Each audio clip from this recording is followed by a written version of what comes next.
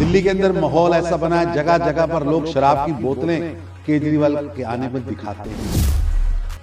शराब घोटाले में आधी सरकार जेल पर है या बेल पर। अरविंद केजरीवाल जनता को अपने 11 साल का हिसाब देने की बजाय उसकी गाड़ी अब वोटरों को कुचल रही है। अरविंद केजरीवाल जनता को अपने 11 साल का हिसाब देने की बजाय उसकी गाड़ी अब वोटरों को कुचल रही है। दिल्ली के अंदर माहौल ऐसा बना है, जगह जगह पर लोग शराब की बोतलें केजरीवाल के आने पर दिखाते हैं। जल बोर्ड के घोटाले की खाली बाल्टियां दिखाते हैं और केजरीवाल और उसके कुनबे को स्पष्ट आभास हो चुका है कि पूरा का पूरा आपदा कुनबा 20,000 वोटों से ज्यादा से हारने वाला है। सभी बड़े चेहरे हारने वाले हैं। 11 साल में 11 वादे जिसने ना पूरे किए हों। यमुना आज भी जहरीली है। आप तो डिप एंड सिप की योजना लाए थे।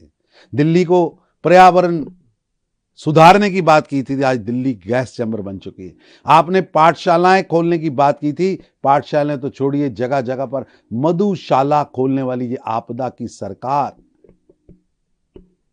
शराब घोटाले में आधी सरकार जेल पर है या बेल पर है। जल बोर्ड घोटाला, हर जगह पर चर्चा है कि आपदा bye bye, Kejriwal bye bye.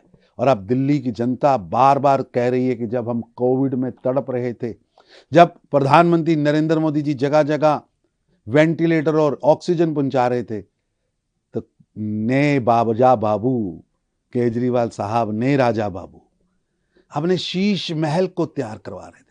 जनता की गाड़ी कमाई कोविड की महामारी से लड़ने के बजाय अपने शीश महल पर लगाई जा रही थी।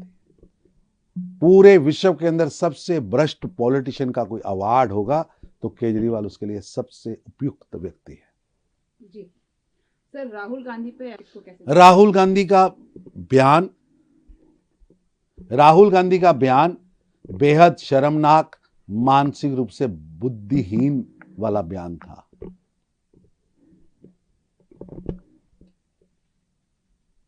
राहुल गांधी की मानसिकता इससे स्पष्ट हो रही है कि वो सार्वजनिक व्यवस्था और राष्ट्रीय सुरक्षा के लिए गंभीर खतरे पैदा कर रहे हैं। विध्वंसकारी गतिविधियों और विद्रोह को भड़का रहे हैं। अब भाजपा संघ से वैचारिक लड़ाई आपकी 4 पीढ़ियां लड़ रही हैं और जनता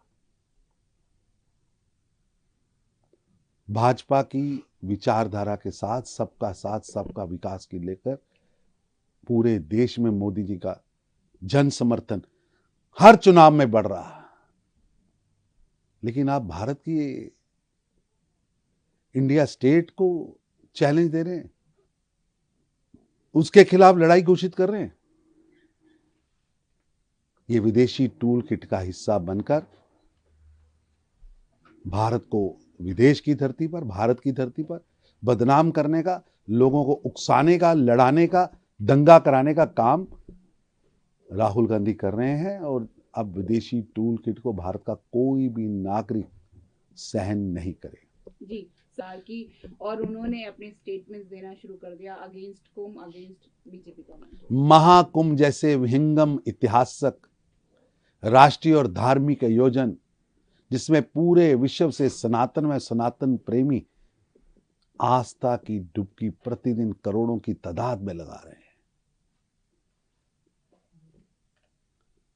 भारत एवं सनातन का चिर विरोध करने वाले